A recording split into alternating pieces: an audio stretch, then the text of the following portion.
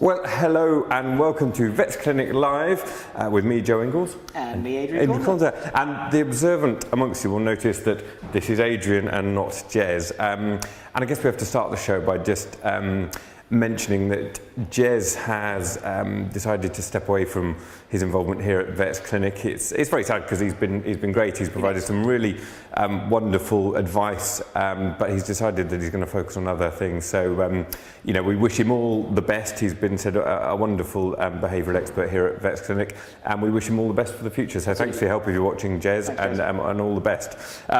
So you're in the hot seat, Adrian. Yeah. Moving on up which is great. And we've got a cracking show for you today. And did you know that today is National Love Your Pet Day?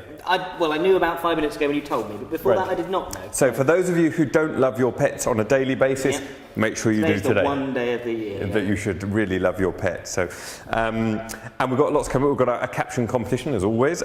We've got Jeff Hemmings from Poochie Portraits, which is why we're surrounded by these lovely pictures here. And we're going to be talking about taking a really good photograph of your pet. And we've also got a competition, and you can win yourself a lovely picture like this of your pet, which is all great.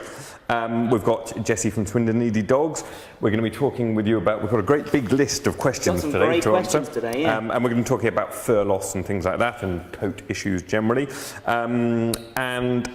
We've got some other bits more. We're talking about pet insurance on the back of the ITV piece I did earlier in the week, my controversial piece on ITV.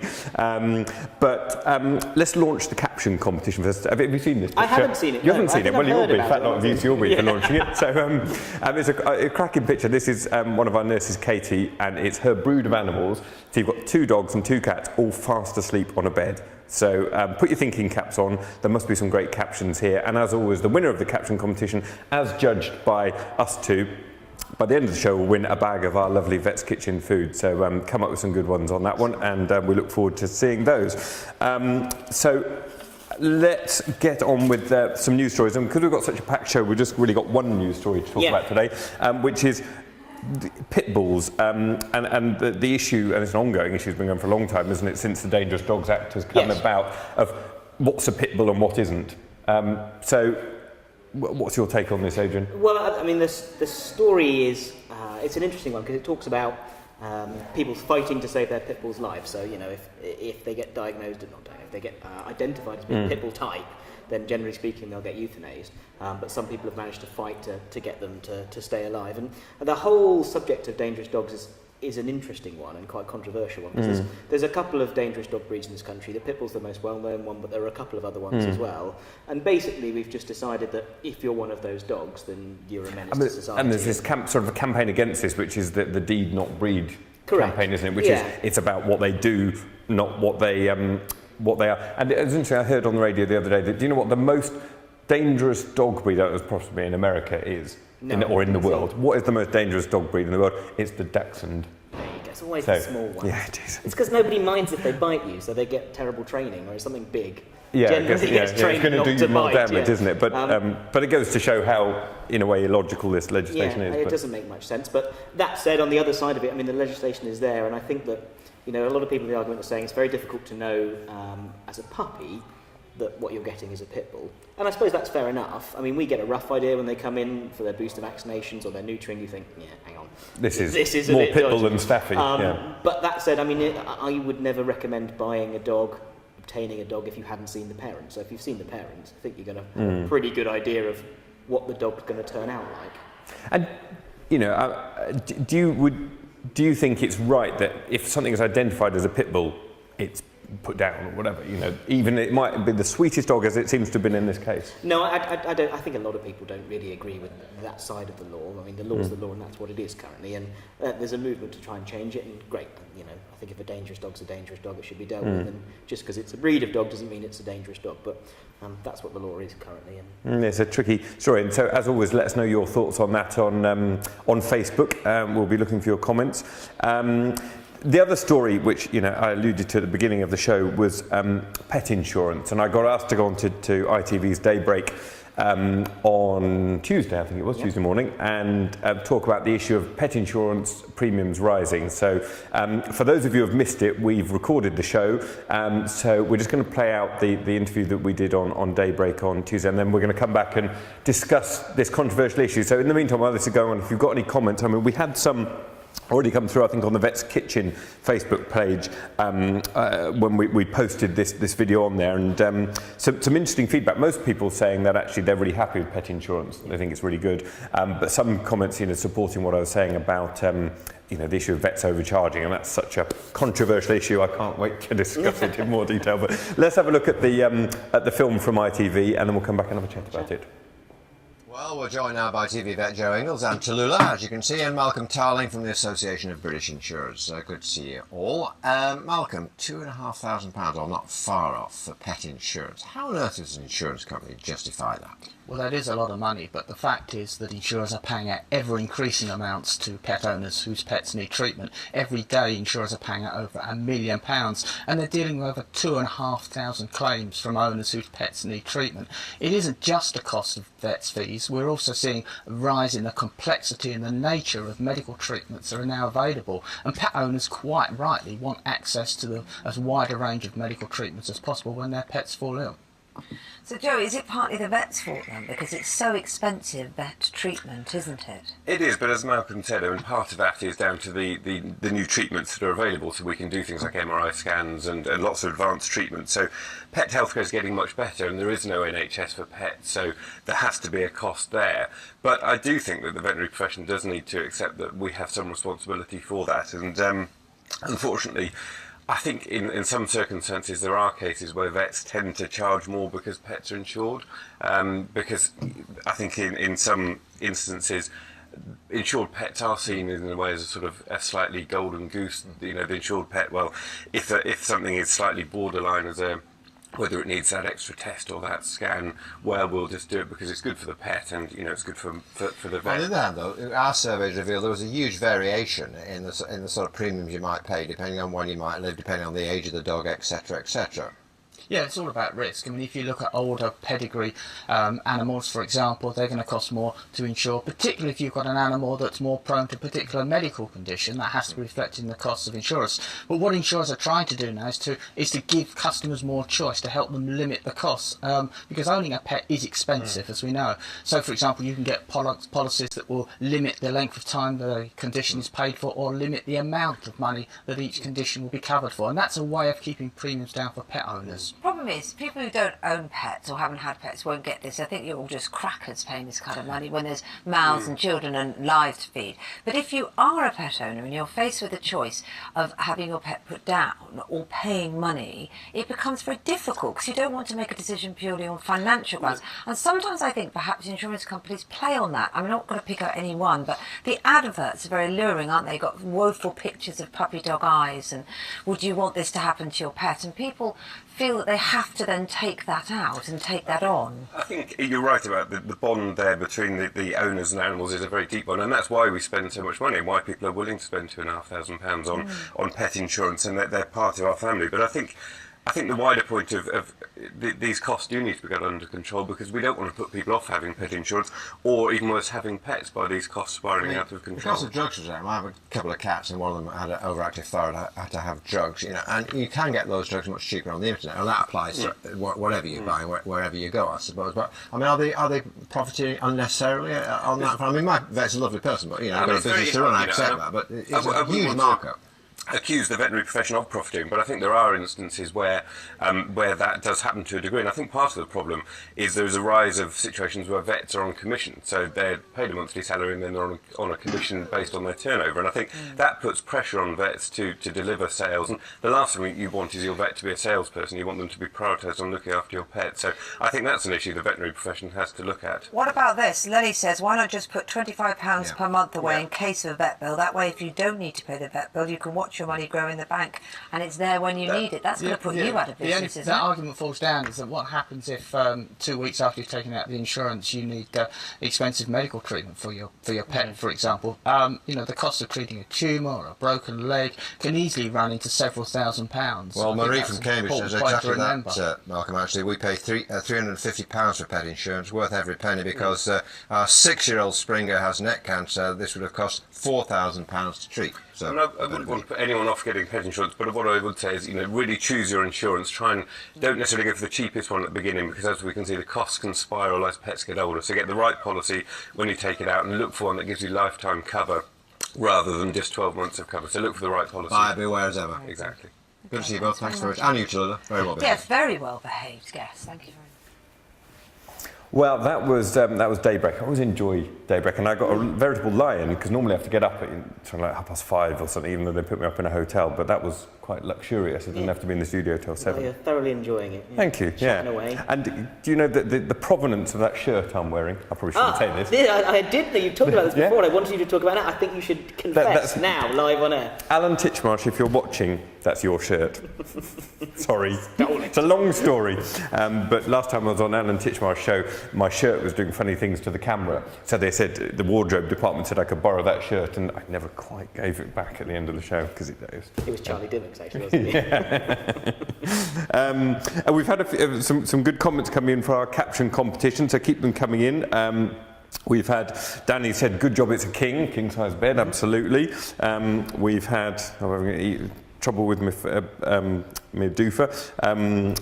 Got some cream for that. Thanks. Claire has said, it was no use. A black cat, and the black cat had crossed their paths. It was clearly a bad omen, so they all went back to bed. Always the best thing to do when things are going badly wrong. There were 4 in the bed, and the little kitty said, roll over. Just have an appeal now. Nobody put any that require Joe singing, please. I threatened to bring my guitar in for next week, so that's... anyway, let's get back to the more serious issues. So, what we were talking about on Daybreak was this issue of insurance, and insurance premiums are going up. The Dogs Today survey seemed to show that insurance premiums are up a lot. Is that down to insurance companies putting up their premiums and profiteering, or, my point was that I think we vets need to take some of that responsibility, and there's definitely certain vets out there who charge more for insured pets and sort of see them as a bit of a golden goose. Yeah, I think there's a bit of both that goes on. I think that the people that charge more for insured animals are probably in the minority. I think what might happen more is you might end up with a higher bill for an insured animal because you do more for it. Yes, and absolutely, that is a very valid point, that you do with an insured pet. You haven't got those restrictions, so you can do those extra blood tests. Yeah, rather than thinking which is the most appropriate test here, you think, well, I'll run a couple and we'll get an answer quicker. Whereas perhaps on an uninsured pet, you go, okay, well, this is the most likely. We'll run that test first of all. If that comes back negative, then we'll run the next test, and you keep going through in a stepwise fashion. I kind of think that's how we should practice. That's how I tend to practice. But I don't think it's wrong to say, okay, we want to get an answer quickly. Let's do all the tests up front. But my concern is particularly about vets who are incentivised by their turnover, and we know that's is out there in the profession that quite a number of vets, they get a salary and then they get 20% of turnover over a certain thing. Yeah. So they are really going to be driven by that motivation. Well, if in doubt, I'll do the extra test. It's insured. Hey, it's not the pet owner's not going to lose out. It's only the insurance company, and that's what's driving up premiums. And it's not good practice, has it? No. And your vet's becoming a salesman. Yeah, it's wrong on a couple of fronts. Really. I really don't like combining. I mean, you've always got to factor in costs and how much things cost. But I think really you should try and keep the medicine away from the finances as much as possible. I don't really approve of being on commission as a veterinary surgeon, because all you should be ever trying to do is the best thing for the animal and what works within the owner's budget and means.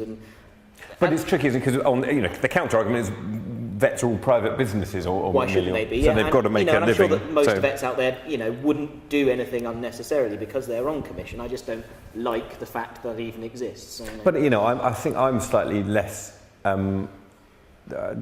seeing the good in. I think I've come across it, and I've had so many people over the last year or so emailing me their experience of vets blatantly profiteering. These bills which are, you look at them and you think, it's just taking the mickey really, and so I've seen that, and it does it does frustrate me because I think it gives a profession a bad name. But well, it's very short-sighted as well. Yeah. I mean, I think people going, oh, well, it's an insured animal, we'll get the money back, it'll be absolutely fine. But insurance companies don't make a lot of money. I mean, there's a lot of bad press about insurance companies. Oh, they didn't pay out for this, didn't pay out for that, and they try. But their margins are thin, aren't they? Yeah, exactly. Yeah, so. Really thin margins. And if this carries on, and the insurance market goes to pot, then then everyone loses, don't they? So I think the message I tried to get across on Daybreak was that insurance is a good thing and we want to support it. It's a good thing. But as a profession, we've got to be responsible and.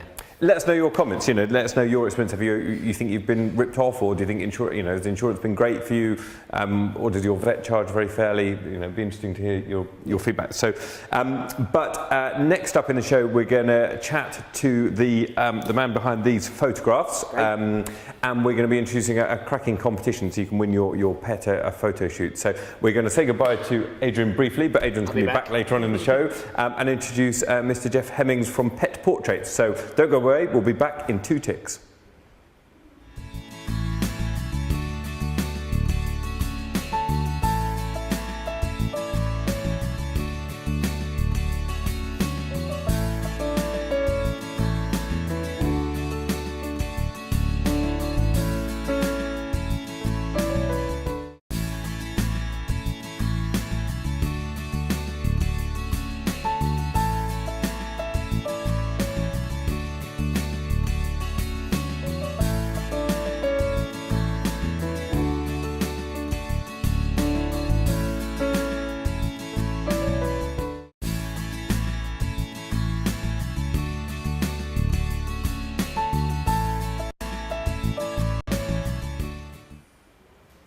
Right, well, I'm very pleased to welcome Mr. Jeff Hemmings to the show. So thanks for coming in, Jeff. Thank you. And you're the man behind these fantastic pictures we've got here. That's right. So just tell me a bit about your business. So it's Pet Poochie Portraits. Yes, Poochie Portraits. I travel around to people's homes or parks, wherever they like to have their pictures taken of their family pet, or even the children may sit with their favourite pet. And I take the pictures, put them on the canvas for the customer. And that's in Swindon, isn't Yes, it? Yeah. yes. Okay. And I mean, taking pictures of pets is not as easy as taking a picture of a person, really, is it? Because with a person, pose please, but with a dog, and we get that all the time. Actually, one of the things that takes a long time in our consultations here is that we always take photos of the pets, and trying to get a little kitten to look at the camera is a nightmare. So, do you have any tips for those people at home who want to take nice photos of their pets? Lots of patience. Great deal of patience. A few tidbits, but you don't want to give them too many because it can make them ill. But it's lots of patience. Mainly the best thing to do is take your pet for a nice long walk, just to tire them out a bit, and then So it's all going off in the waiting room. We've got that's one of our next guests actually. That's Maddie, the dog from Swindon's Needy Dogs, who's just taking exception to someone else coming into the waiting room. So, sorry, Jeff, carry on. You were saying so some tidbits are useful and lots of patience. lots of patience. Yeah. Try and wear them out a little bit, give them a bit of a walk, Yeah. and then usually they'll just sit there for a while. But don't do it too long because they get fed up. Yeah, so try and do short but sweet. Yeah. And I guess some of it's just luck, isn't it? You just got to be there at the right time. And in the past, I had this great photo taken of me and Jack, well, it was Jack really, of him leaping out the door as I was putting my wellies on, and the photographer just caught it at the right moment, and he's in mid-air, and it's just brilliant. So I guess some of it's luck, isn't it? Yes. And I guess modern digital cameras, you can just snap away, can't you? Yes. And that must be a real benefit. Yeah, I take average of maybe 50, 60 pictures or more. And you might just use that one picture. Yeah. I've been known to take about 90 pictures and you use 2. It's like you say, it's the luck of the draw. Absolutely. Just getting that picture the customer likes, say yes, this one I like. And what about a little bit about sort of composition? Is there something that makes the way you pose an animal or the way you set the shot up? Is there anything you can sort of any? If you like maybe one sitting like that, it's trying to get them to sit down and have a little tidbit in the hand, or maybe have a little squeaky toy or a little To get their whistle, attention. just to get a quick, just tap a picture quickly. That's the best. Okay. Well, we're running a competition, aren't you? Yes. Aren't we? With Poochie Portrait. So tell us what the idea is there. Well, I'd like as many people as possible to like Poochie Portrait. So this is on Facebook. Yes, Yeah. on Facebook. Okay. Yeah. And then they send you a picture in, which will then be drawn by each person, which they like, and gradually work down, dwindle down to a winner. And the concept behind it is pets with props, isn't it? Yes. So the idea is we send it, you get people to send in pictures of pets with, it could be anything, it could be a hat or a pair of gloves or a walking stick or whatever it might be. So they go to Poochie Portraits on Facebook, they like your page, and then they send us an email. This is to media@vetsklinik.co.uk. So send your photo in to us. And if you get those in by, I think, the 4th of March, so get your photos into us by the 4th of March, and then from the 5th of March to the 28th of March, we're going to be up on our Facebook page, and people are going to like them, and then the picture with the most likes wins. Yes. And the prize is? A nice big large canvas, 20 by 30. And is that sort of this kind of size? No, it's about half that again. Height. All right, so a really big picture. Yes. So a photo shoot, so you'd have to be living somewhere near Swindon, I Yes, guess. yes, So if you okay. come in and see you, arrange a photo shoot, you take the photos and you give them this, and then there's a second prize, which is a slightly smaller one. Yes. So I was fantastically generous of you. So, you know, I hope everyone would agree that's a cracking prize. So, you know, I would thoroughly recommend you go and like the Poochie Portraits page on Facebook and get your entries into us. So media@vetsklinik.co.uk with your pictures of pets with props. And we're going to get those in, so we'll put them on Facebook for people to like, and hopefully we've got a cracking competition on the go. And as I said, if you're in the Swindon area and you want your picture of your pets taken, Jeff's your man. So thank you ever so much for coming in, Jeff. We'll probably see you at the end of the competition so we can be announcing the winner and so on, if that's okay. But coming up in the show, we're going to be back live with Adrian taking answering your questions, and we've got all the caption competition, so don't forget to get your captions in for that. But coming up, we're going to see Jessie with Maddie the dog, who's making that racket out there in the waiting room. But first of all, here's a brief preview of Maddie the dog. She's absolutely lovely. She's a real personality. Does need some training because she's got a few bad manners, but she's very lively and really lovable. She's gorgeous. Well, she's a real people dog. I think she would love to be with a family. She's not really so keen on other dogs, so I think she needs to be an only dog to have 100% of time and attention. She's great with everybody she's met, and she's good with the cats. She's just a lovely dog, really, really super. She's absolutely lovely. Right, well, Jessie, lovely to see you again. Oh, and this is the young madam who was making all that noise in the waiting room. Yes, Mad Maddie. Mad Maddie. So tell me about Mad Maddie. Mad Maddie was a stray in Trowbridge who happened to go into Swindon District Animal Haven whilst they looked for their owners. The owner didn't come forward and all the dogs had to be removed from Swindon District Animal Haven, so we agreed to take her on.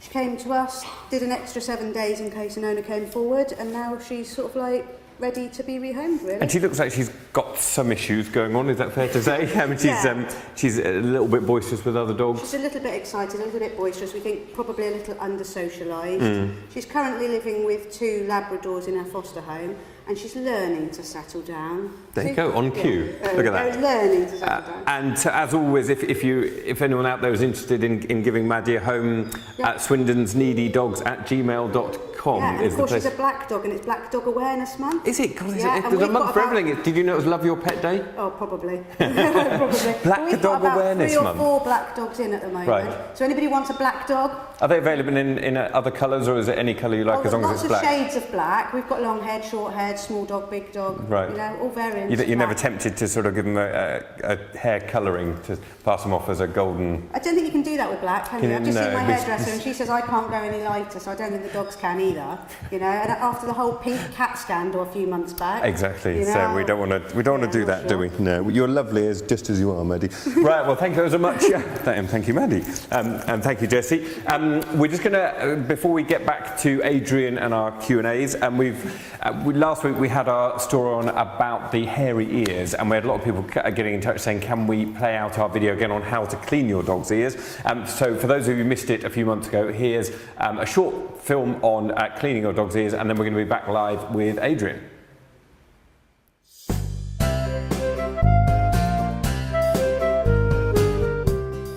today we are going to show you how to clean some ears, and we've got Toby here who has actually normally got a bit of an ear problem, so his owner does regularly have to clean them, but he's a very good model, so we thought we'd use him today. So we tend to use something called Surasolve, which is just a general ear cleaner. It's got no antibiotics or steroid treatment in it at all. Generally, if you're cleaning them at home, just please make sure that they have been examined by a vet, because we just want to make sure that their eardrums are intact, because we can cause problems if we start putting down liquid into the ear and they haven't got their eardrum. So it's always important to get them checked out by a vet first. What we're going to do is just hold up, this is called the pinner, hold it up nice and tall, squeeze down a good squirt, and then we just want to massage down in a kind of upward motion, and you should hear it like squelching. It's lovely, and the dogs absolutely love it. Yeah, is that nice, Toby? Oh yeah. And then what that's doing is it's just massaging all the crud and the dry wax that's down there and bringing it up to the top. Doesn't actually look too bad. And then we'll just use a bit of the, oh yeah, so that's pretty dirty. Bringing all the rubbish to the top. Good boy. And then almost, it's not very nice for us because he's probably going to shake his head, but almost we want him to shake his head, because as he does that it'll bring out all the stuff that's at the bottom as well as the rest of the liquid that's in his ear. Some people use cotton buds, but we tend to say that it can be a little bit dangerous, because if you put it a bit too far down the ear, then you can end up bursting the eardrum without realising it, so we won't use that today. Good boy. Should we do the other side? Good lad. I know. Brilliant, so that's running clear, and then if we just let him shake his head as he would naturally. Lovely. Give him some treats. Toby, sit. Good boy. That's my fingers. Well, there was top tips on cleaning a dog's ears, and talking of masters of cleaning dogs' ears. Yeah, here's Adrian. How excellent are Before we get onto this great big long list of questions, we've had some great captions as always, so thank you ever so much for those. We've had some coming in on our Vet's Kitchen page as well. I like this from Alexander James. Eeny, meeny, miny, mo. I guess she'll have to go and sleep on the sofa. Sarah's talking about it being a non-washable vet bed.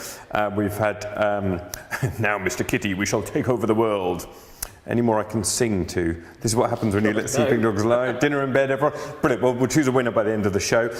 Also, a few comments on the story about vets overcharging pet insurance. Lucy has said she wouldn't be surprised. She'd like to think that my vet would realise the impact of such actions.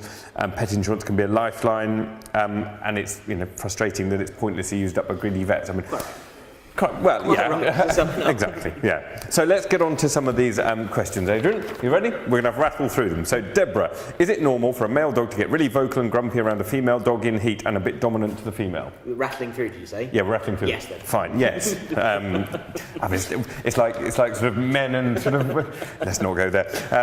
Bronwyn has said, my cat keeps licking her back legs until they're bald. I mean, we're talking, if there's a theme to today, it's about skin and coat, so this is a good one to discuss that. So yeah, so it's actually the most common area that we tend to see in a cat is down the back of the leg, sometimes over the flank, and there are all sorts of reasons why that can happen. One that gets cited quite a lot is stress, and that's a really interesting one because it does definitely exist as a reason that might happen. But there was a recent study last year where they took 100 cases that had been diagnosed with stress hair loss, and they found an underlying cause in about 80-90 of those cases. I think what's like fleas or allergies? Or, other types of mites, allergies to something they're eating. So I don't think stress is as important as everyone makes it to be, but there's an interesting concept, I touched on it briefly as we're talking about skin, about something called the Parotid Threshold.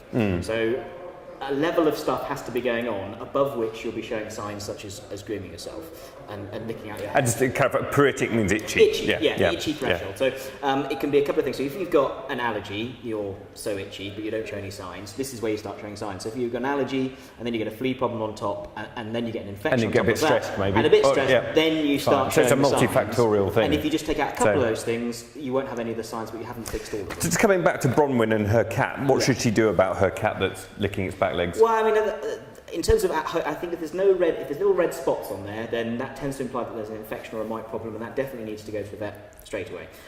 If it's just baldness and the cat's otherwise fine, then I suppose you can try things like if you're feeding extra oil in the food, and that can be any oil apart from cod liver oil, but obviously the easiest way to get it in is oily fish intermittently. That can really help skin function in cats over a couple of weeks.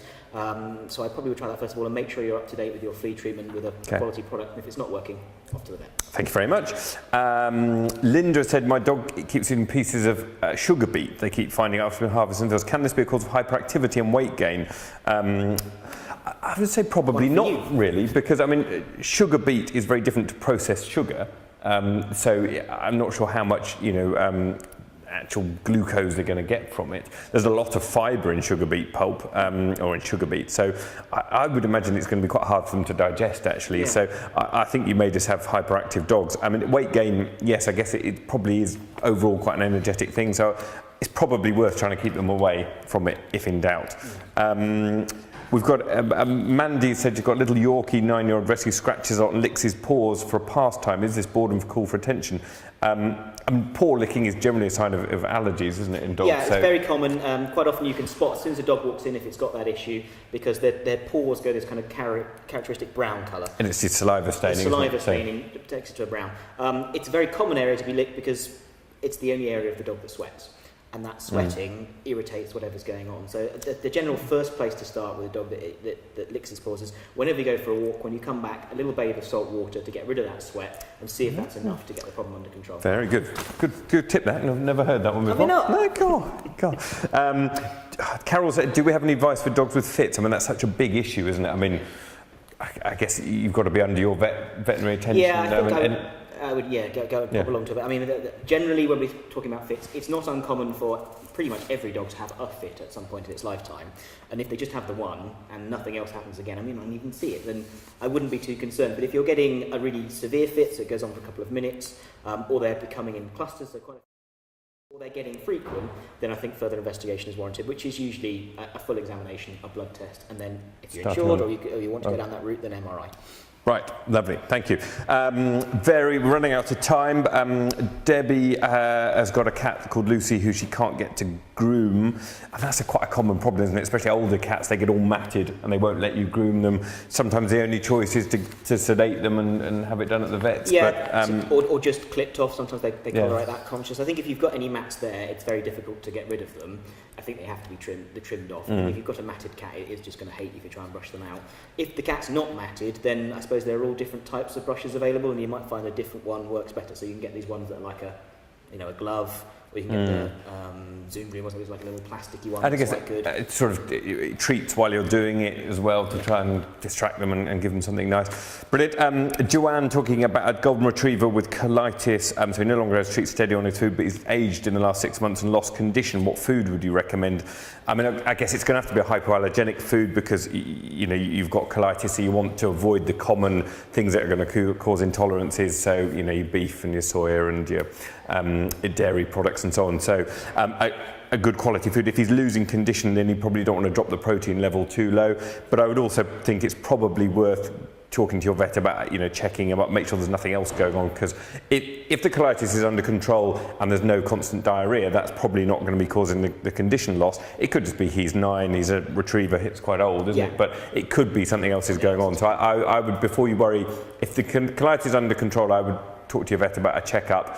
And control the colitis with a good hypoallergenic food, of which, of course, our Vet's Kitchen Senior would be perfectly suitable. And finally, Jason has just asked about talking about is more expensive always best when it comes to pet food? I guess you get what you pay for generally, and there's some overpriced rubbish and probably some underpriced great food, but in general, the more you pay, the more decent quality ingredients you're going to get.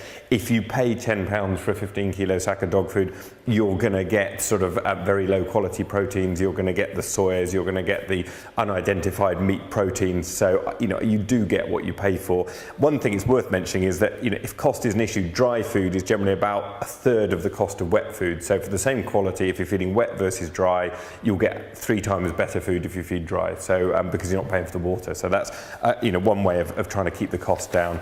And the last one is Mel has just said a good training treat that I could use for a 9-week-old puppy. It's a bit tricky with 9-week-old puppies because you don't want to give them a lot of the chewy, hard treats, do you? So I think something soft.